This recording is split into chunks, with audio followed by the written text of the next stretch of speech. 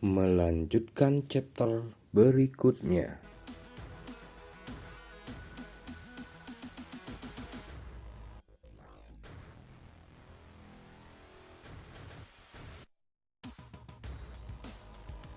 Pada hari ketika Lu Feng telah dibebaskan, di tempat lainnya tampak dua orang, yaitu Zhou Huayang dan Zhang Houbai, berada di sebuah kamar di sebuah kedai yang eksotis.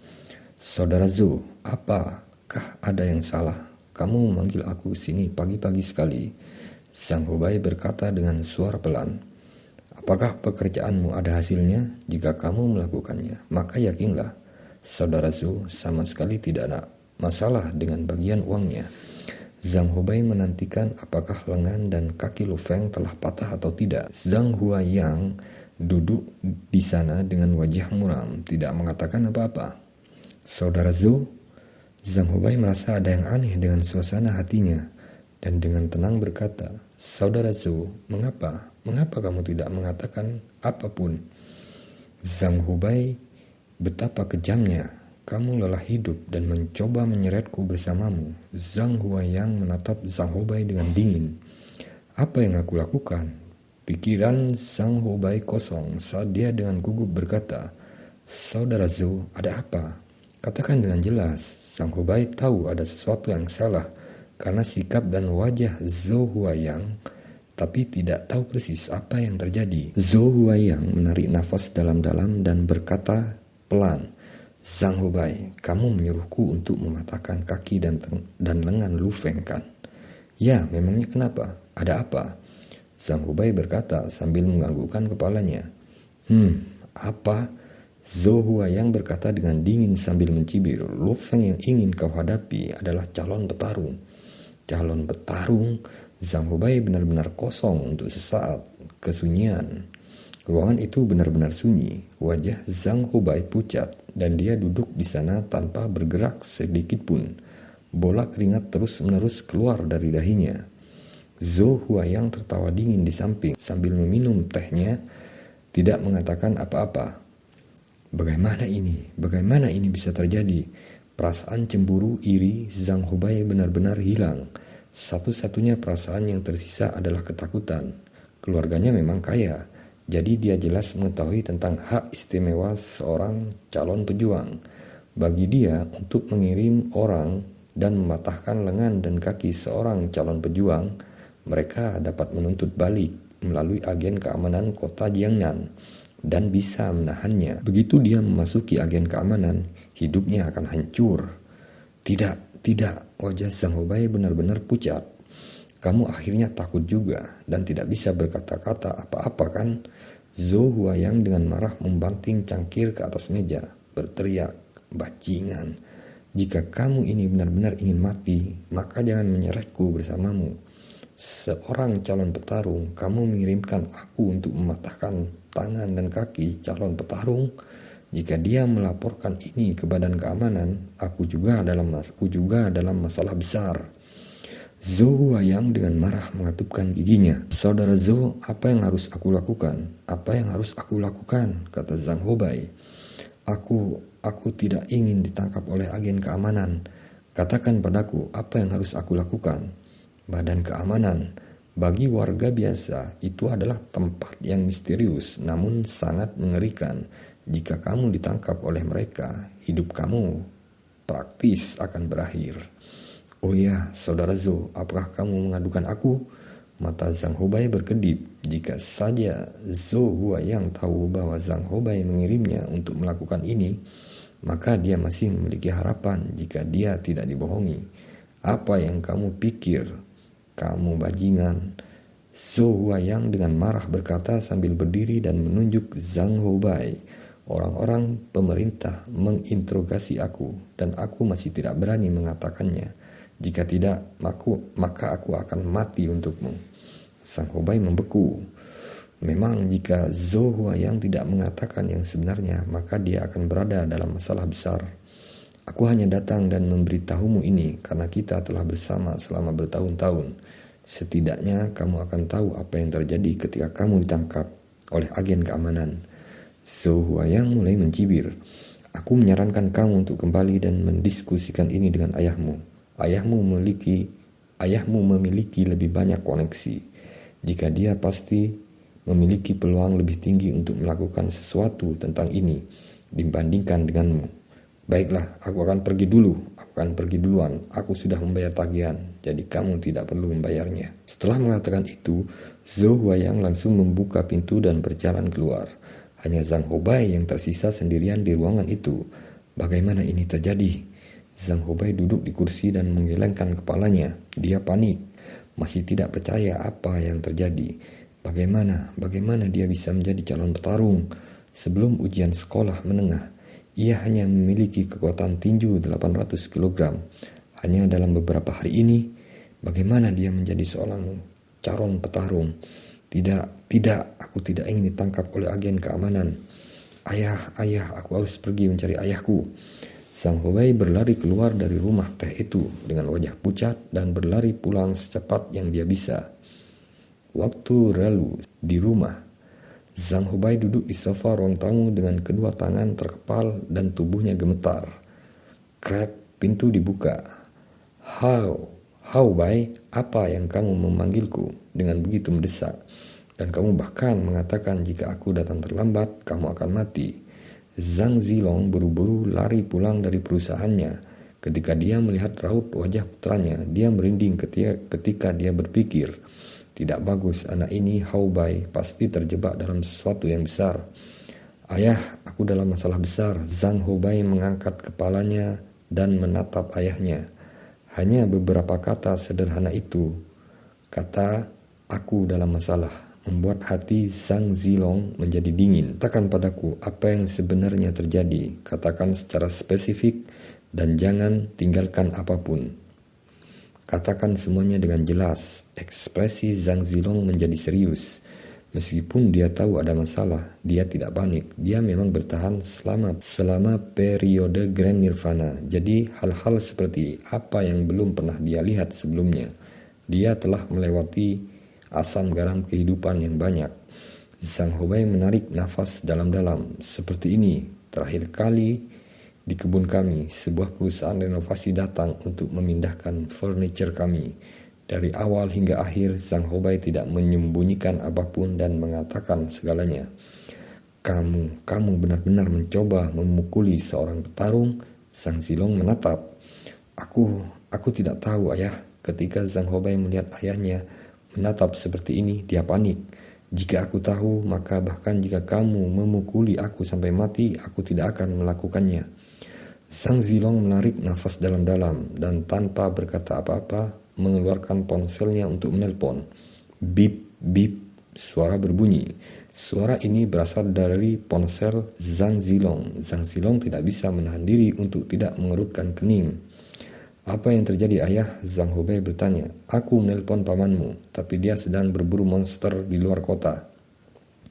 Zhang Zilong duduk di sofa. Tunggu pamanmu menelpon kembali.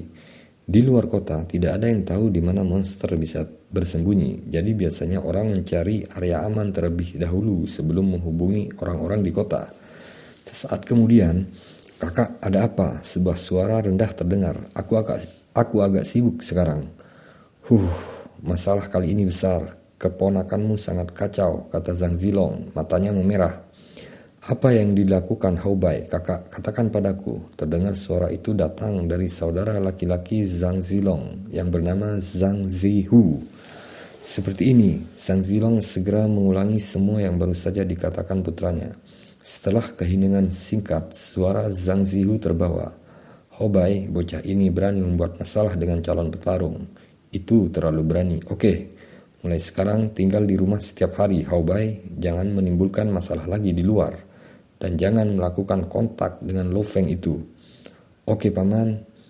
Zhang Houbai menjawab seolah-olah dia sedang memegang sedotan terakhirnya, mengangguk setuju.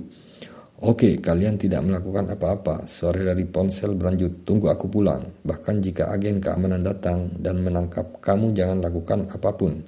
Tunggu aku kembali, apapun yang terjadi. Misi aku saat ini cukup penting. Jadi aku memperkirakan bahwa aku akan membutuhkan 1 hingga 2 bulan lagi sebelum aku dapat kembali. Baiklah paman, Sang Hobai mengangguk. Yakinlah Hobai, kamu anak satu-satunya kakakku. Aku akan melakukan segalanya dengan kekuatanku untuk melindungimu. Suara dari ponsel melanjutkan. Kakak, kaptenku memanggil, jadi aku tidak akan mengatakannya lagi. Ingat, jangan lakukan apapun. Dan tunggu aku kembali. Panggilan berakhir. Baru sekarang Zhang Zilong dan Zhang Hobai bisa menghela nafas lega. Waktu pun berlalu, keluarga Zhang panik, keluarga Lu Feng cukup senang. Setelah makan malam, Lu Feng membawa saudaranya Lu Hua ke bawah dan berjalan sambil mendorong kursi roda. Saudaraku, kami sudah tinggal di daerah ini selama sekitar belasan tahun. Ayah dan ibu telah tinggal di sini selama lebih dari 20 tahun. Lu Hua mengangkat kepalanya dan melihat ke apartemen. Apartemen ini penuh sesak dan hanya memiliki sedikit vegetasi. Setelah kita meninggalkan tempat ini dan pergi ke daerah Mingyue itu, aku ingin keluar dan berjalan-jalan sendiri. Naik dan turun tangga setiap hari adalah tugas yang sangat sulit bagi Lu Hua yang cacat. Oke, Lu Feng tersenyum sambil mengangguk dan mendorong kursi roda. Hua, kita akhirnya akan terkena sinar matahari. Kita akhirnya bisa keluar dari ruangan kecil ini, dan ibu serta ayah akhirnya tidak perlu tidur di sofa lagi. Lu Hua mengangguk dengan bahagia. Mereka telah berharap untuk hari ini sangat begitu lama. Seseorang datang. Lu Hua mengangkat kepalanya dan melihat ke depan. Seorang pemuda berkacamata tersenyum saat dia berjalan mendekat. Dia berkata sambil tersenyum kepada Lu Hua yang cacat dan kemudian menatap Lu Feng. Saudara Lu kan? Kamu? Lu Feng menatapnya dengan curiga. Pemuda itu tersenyum. Halo saudara Lu, nama aku Zhou Huayang. Apakah saudara Lu punya waktu bagi kita untuk menemukan tempat dan kita bisa mengobrol? Zhou Huayang, jantung Lu Feng berdetak kencang. Jadi ini dia. Perwira militer dari penjara berkata bahwa Zhang Hobai meminta Zhou Huayang untuk mengatur serangan itu. Kamu adalah Zhou Huayang? Lu Feng tersenyum kecil. Zhou Huayang merinding. Dia panik di bawah tatapan Lu Feng. Tidak mungkin dia tidak panik. Jika Lu Feng benar-benar ingin berurusan dengannya, dia akan berada dalam masalah besar. Zhou Huayang terus tersenyum. Ya, itu aku, saudara Lu. Apakah kita bisa pergi untuk mencari tempat dan kita bisa mengobrol? Tidak apa-apa, Lu Feng mengangguk. Aku punya beberapa hal untuk dikatakan kepadamu juga. Mari. Waktu pun berlalu. Di jalan yang tidak terlalu jauh dari wilayah pantai selatan terdapat hotel spa Yangzhou. Tempat ini cukup mahal, bahkan suite kecil berharga setidaknya $1.000. Lu Feng telah mendengar tentang tempat ini, tetapi tidak pernah benar-benar memasukinya sendiri. Dan kali ini dia membawa saudaranya dan Zhou Huayang. Hotel spa Yangzhou adalah tempat untuk mandi, mencuci kaki, dan menikmati hiburan di seluruh area. Oke, kamu bisa pergi sekarang. Aku akan menelpon kamu jika ada sesuatu yang terjadi. Zhou Huayang memesan di kamar tertentu di hotel spa itu. Baiklah tuan, pelayan itu pergi. Ada 3 kamar di suite itu. Kamar mandi yang dirancang khusus untuk mandi, ruang istirahat di mana kamu dapat minum teh dan mendiskusikan berbagai hal, dan ruang hiburan tempat kamu dapat mengakses internet, menonton televisi, dan bernyanyi. Hua main saja di ruangan ini. Aku akan membicarakan beberapa hal penting dengan Zhou Huayang. Lu Feng tersenyum. Baiklah kakak. Lu Hua memindahkan kursi rodanya ke depan komputer dan sedikit bersemangat. Wow, layar datar 46 inch dengan sistem pengaturan suara. Luar biasa. Dia merasa senang. Lu Feng juga kagum. Laptopnya di rumah adalah salah satu yang terburuk. Kontrol masih dilakukan dengan tangan dan manual. Namun itu murah, hanya beberapa ratus $. Untuk satu laptop. Sekarang hampir semua laptop dikendalikan oleh suara, dan laptop dengan kualitas terbaik bahkan memiliki sistem proyeksi hologram 3 dimensi. Tentu saja untuk sebuah perangkat yang dapat memproyeksikan hologram itu akan sangat mahal. Untuk perangkat legendaris ini bahkan keluarga kaya akan bangkrut hanya dengan membeli satu.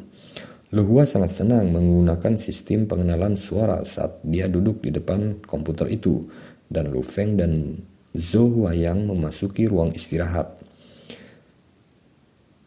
Pintu ditutup dan Lu Feng dan Zhou Huayang duduk berhadapan. "Saudara Lu, mau minum teh?" Zhou Huayang mengangkat teko dan saat dia menuangkan teh ke dalam cangkir, dia berkata dengan ekspresi malu, "Saudara Lu, aku datang ke sini untuk meminta maaf kepada saudara Lu untuk kejadian kali ini. Sejujurnya aku benar-benar minta maaf dan aku sangat menyesalinya." Lu Feng memegang cangkirnya sambil mendengarkan dengan tenang. "Zhou Huayang, ada banyak tipe orang seperti ini di masyarakat. Apa yang mereka lakukan adalah melakukan tugas untuk orang lain dengan imbalan uang. Misalnya Zhou Huayang juga melakukan tugasnya demi uang. Dia tidak punya dendam sama sekali terhadap Lu Feng. Lu Feng tidak begitu marah terhadap Zhou Huayang. Yang benar-benar dibenci Lu Feng adalah Zhang Haobai. Bahkan jika Zhang Haobai tidak menemukan Zhou Huayang untuk berurusan dengannya, dia akan menemukan orang lain. Lu Feng berpikir dalam hatinya, Zhou Huayang ini hanyalah perantara, namun karena dia datang untuk menemukan aku dan mempunyai niat baik, aku mungkin juga melihatnya bisa membelinya wajah. Zhou Huayang melihat bagaimana Lu Feng terdiam dan terus berbicara.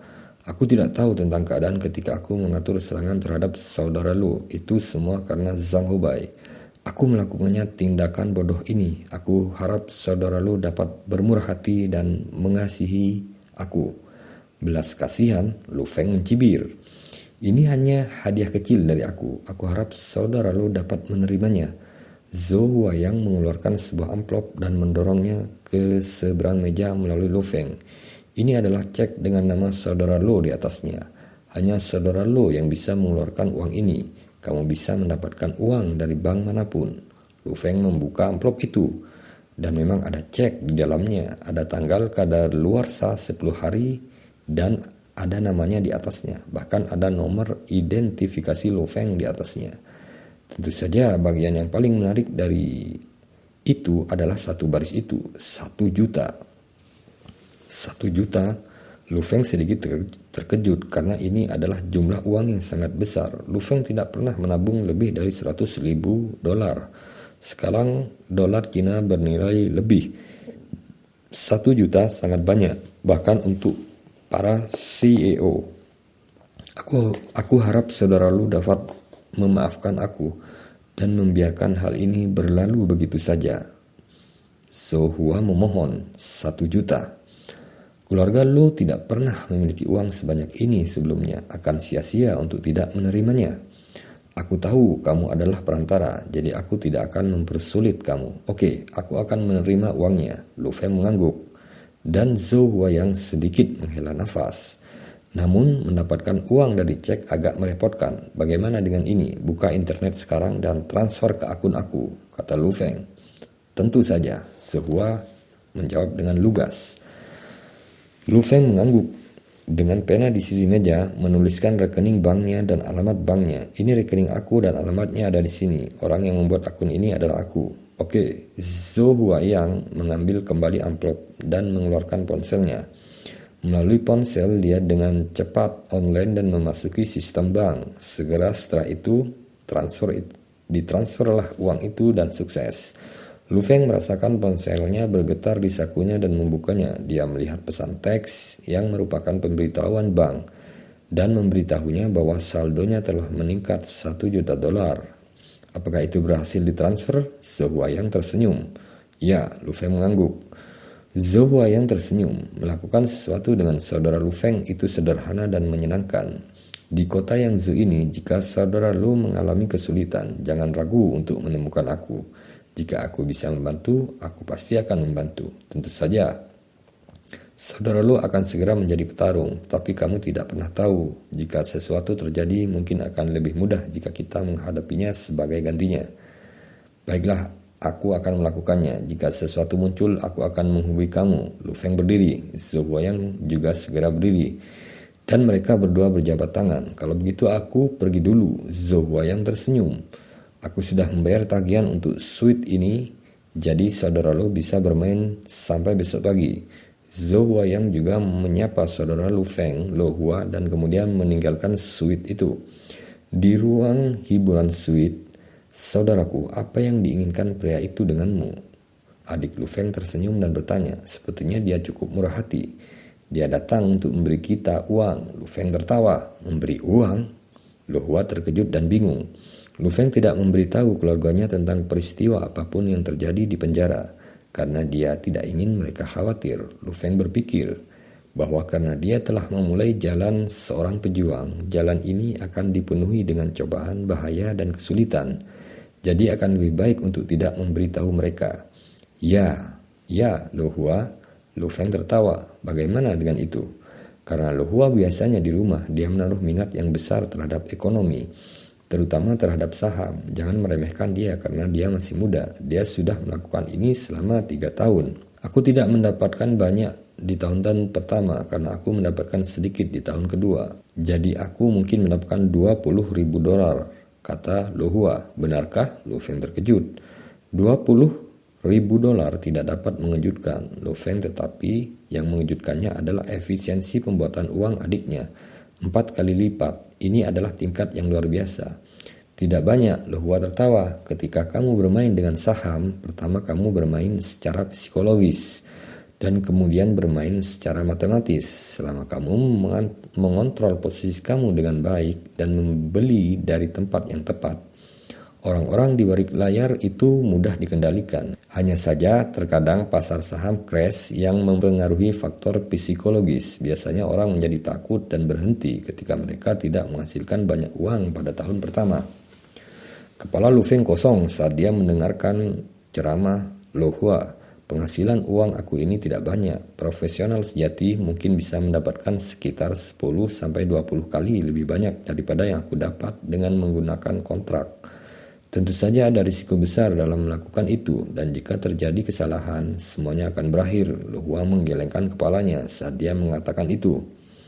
Meskipun Lu Feng tidak mengerti tentang masalah itu, dia mengerti satu hal. Saham bergantung pada bunga menjemuk. Hua, aku akan memberimu modal 500.000 nanti. Lu Feng tertawa. Teruslah bekerja. 500.000, mata Lo Hua berkilat. Saham sedang anjlok saat ini, jadi aku mungkin bisa mendapat untung besar. Setelah tinggal bersama saudaranya selama bertahun-tahun, dia mengetahuinya sejak lama bahwa Lo Hua selalu berharap harga pasar saham turun. Tetangga mereka seperti Paman Wang selalu berharap itu meningkat.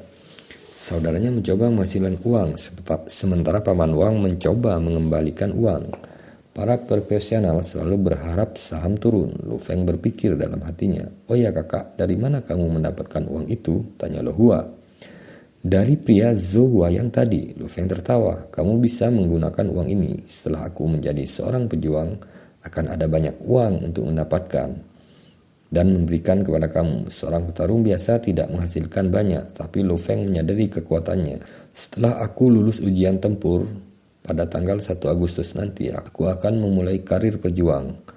Aku, Lu Feng, mengambil cangkir teh dengan tangan kanannya, tapi tidak sengaja memecahkannya dan tumpah. Lo Hua yang berada di sebelahnya terkejut. Saudaraku, ada apa? Tidak apa-apa. Lu Feng menggelengkan kepalanya dan tertawa. Namun dia berpikir dalam hatinya, di penjara setelah melatih energi genetik aku, kekuatan aku meningkat dengan selisih yang sangat besar. Setelah kekuatanku terbangun, kekuatanku semakin meningkat. Saat ini kekuatan dan kecepatanku jauh melampaui sebelumnya. Namun pertumbuhan yang cepat seperti itu juga bukan hal yang baik. Aku tidak bisa mengontrol kekuatan aku dengan baik. Menghancurkan cangkir teh tadi secara tidak sengaja menunjukkan bahwa Lu Feng tidak memiliki cukup kendali atas kekuatan telekinesisnya. Besok pagi aku akan pergi ke Dojo of Limit. Mulai hari ini hingga 1 Agustus yang memberiku waktu sekitar 20 hari, aku akan berlatih dengan serius.